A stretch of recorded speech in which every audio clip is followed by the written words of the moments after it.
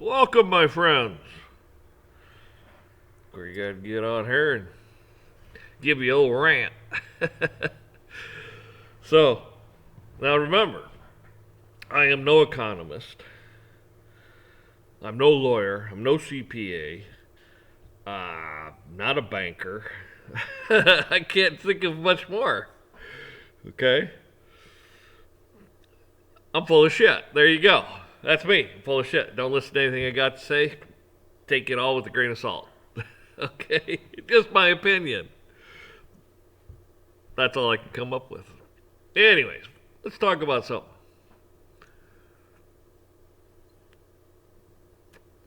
Thing I want to talk about is income.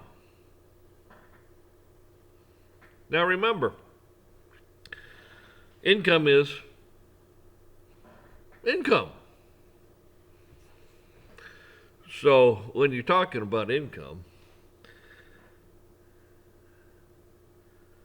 you have to remember, like I just said two other times, what income? What is income?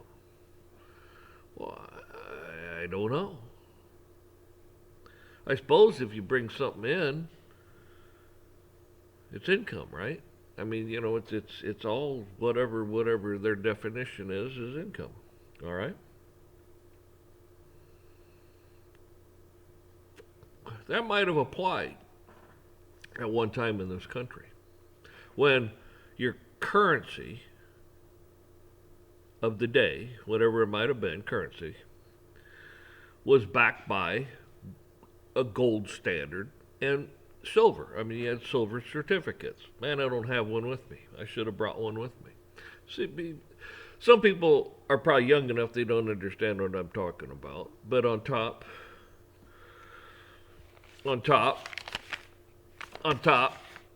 it would say silver certificate. All right.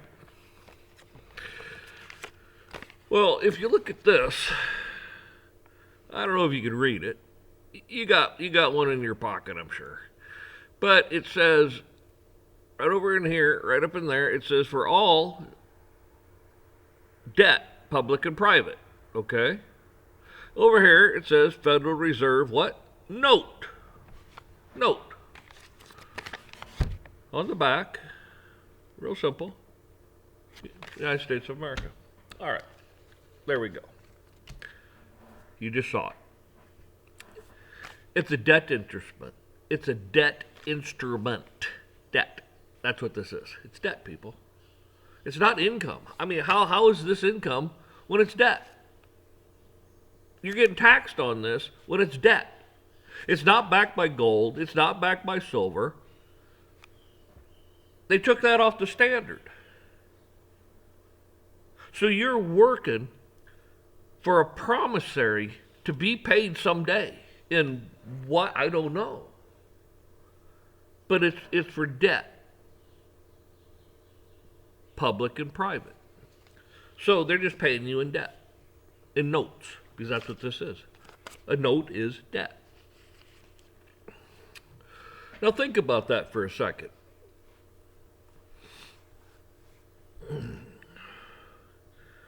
They want to tax you on a debt instrument and say that's income. I don't know how the hell it's income because it's debt. So, it's not backed by gold and silver. I've already said that. See, maybe at one time it might have been because it was backed by gold and silver, which is, and I should have brought a piece of the Constitution out with me, but I didn't, all legal tender for this country. When this country was founded, legal tender was what? Gold and silver. Gold and silver, legal tender. Now that could be that's could be considered income.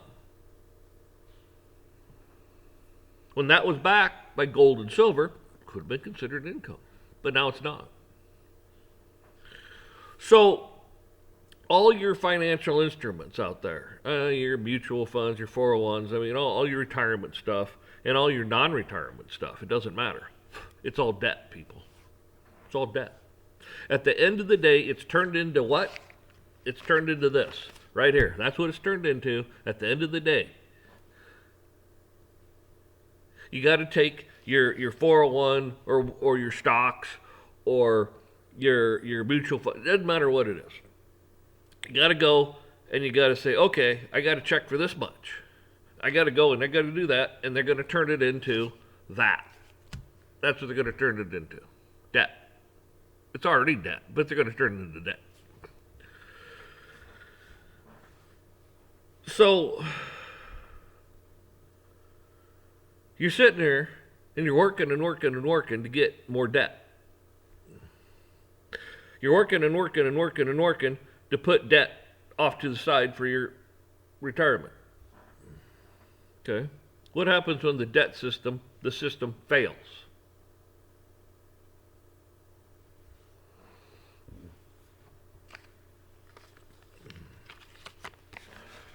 United States of America. You're on the hook for all that debt. You see the scheme? You're on the hook for all that debt. Well, you got to pay us. You're the United States of America. You got to pay us. Your fair share is, I don't know, $500,000, $1 million, I don't know. A lot. And you can't pull this out. Why? Because it's defunct and it's debt. It's a note. It can't do it, man. It's gone. It's bye-bye. Nothing back in it. It's not gold and silver. So they're going to look at you and go, okay, because you can't pay us your fair share. Well, you got a house, cars, you got assets. By God, assets are good. We can take your assets and pay it towards your fair share. Wow. So they'll foreclose on you and take your assets. Because you can't pay your fair share. Then what happens? Oh, that's right. World Economic Forum. What's their slogan? You will own nothing and be happy. They'll just crash the system. You can't pay anything back because it's a debt instrument. Everything's done in debt. You can't pay back in debt because it's done. It's over. The system's crashed. But you'd have assets, and your fair share is because you're on the hook for it. So they'll take it. They'll foreclose on you. Now that's just my opinion. Okay, like I said, I'm no economist. I'm nothing. I know shit about anything. You see the beast, you see the system, you see the lawlessness, you see the cunning, you see how that works. Damn, my cigar's gonna go out. Must have got too excited. Oh man, I think it did. I think it went out. I talked too damn much. Anyhow.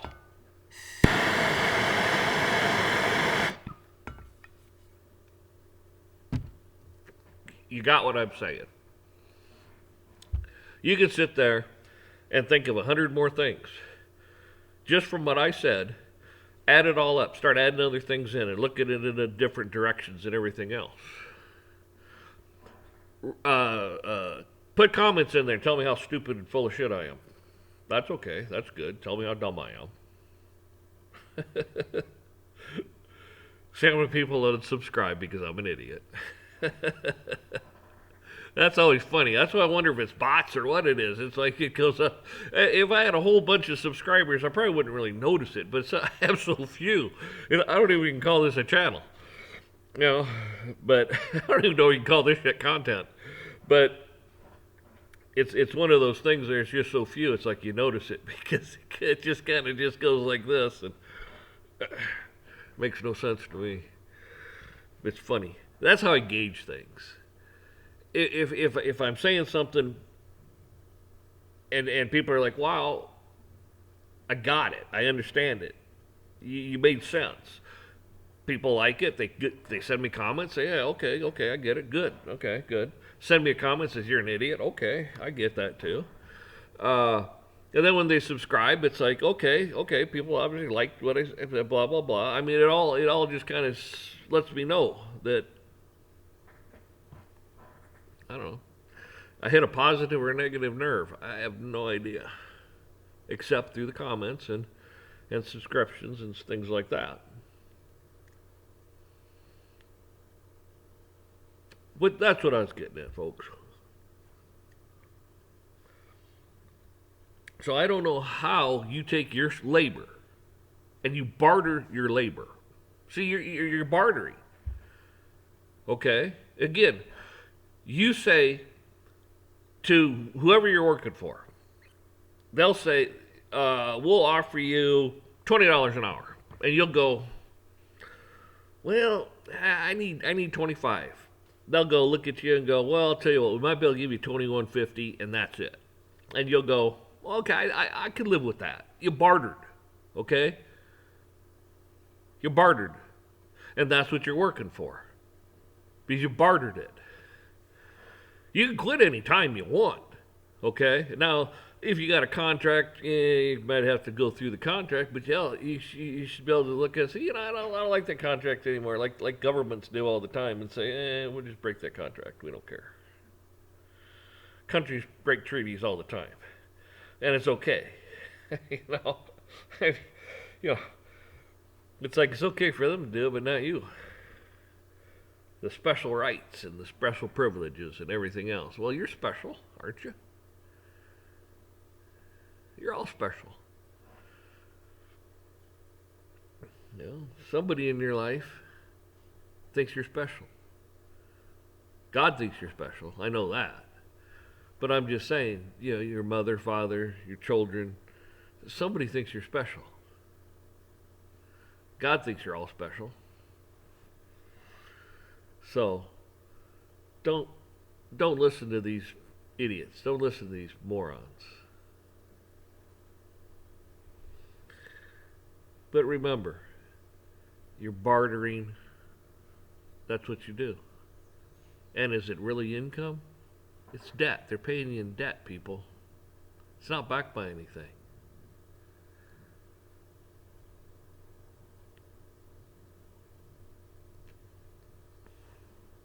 Anyhow, y'all have a good one. Keep praying. Keep praying. Keep praying. That's all I can say is I'm sure y'all I don't know people. I don't know everybody out here. Hell, I know you. I mean, I know you by a little thing in a comment. But I assume you have family. And some of your family will listen to you, and some of them think you're a kook. The ones that think you're a kook, nothing wrong, still loving them, but okay. It's like, you're toxic. I'm not wasting my breath. I've talked to you. I'll pray for you, but I'm not wasting my breath anymore on you. And then other people you get to talking to them, they start thinking, you're like, well, they think the same way I do. Well, you found somebody that's like-minded, that believes in God and Jesus dying on the cross for salvation for you, and all this and that stuff. Great. You didn't convert anyone, but at least you found somebody that's like-minded. And your group grows. Your community, your group grows. People you know and friends. And you can always get that group together. It's like, hey, Mark, hey, Wanda, blah, blah, blah. I mean, you could, and you start introducing people to other people. And now you got a group that's like-minded. You're coming into like a congregation under God. You're worshiping God as a group. Say. You're spreading His word as a group. And even if what someone doesn't believe, there might something happens in their life and they come to you and say, you believe in God and all that. This is what's going on. and you're going to feel like, oh man, I feel so inadequate. I don't even know if I can answer this question. I don't know if I can do it justice. You kind of fumble along and you try to help them the best you can. And a lot of times it's like, you try and it's like, your best is find somebody that really knows the Bible and knows God's word and everything else. But all I can give you is the basic that God loves you. He died on the cross for you. You can come to him anytime and talk to him. Tell him your problems.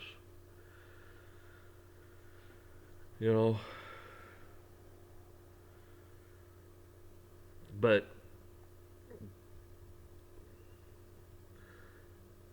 as a Christian, that's what you kind of do. You bring people to the awareness of Christ and what he did for you. And it's up to them whether they go, I'm wondering about this. And they go pick up a Bible. And they start reading it, and it says, this all makes sense to me. Well, good. Good. You're on your way, man. You're on your journey. Maybe you're on a life-correcting path. Don't know.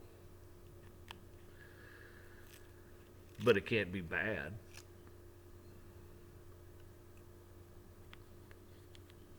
So anyhow, you should always try to make time to read the Bible. And like I said, you just have to, I've said it in other ones, do you just have to pick the Bible up and go, well, this is where I left off?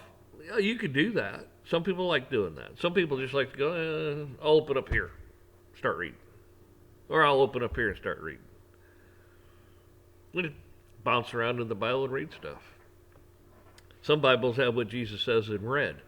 Some people just go, I just want to read what's in red. So, hey, you can't go wrong, man. Can't go wrong. I'm so long-winded. You folks have a good one. You take care. Hope everything works out for everybody.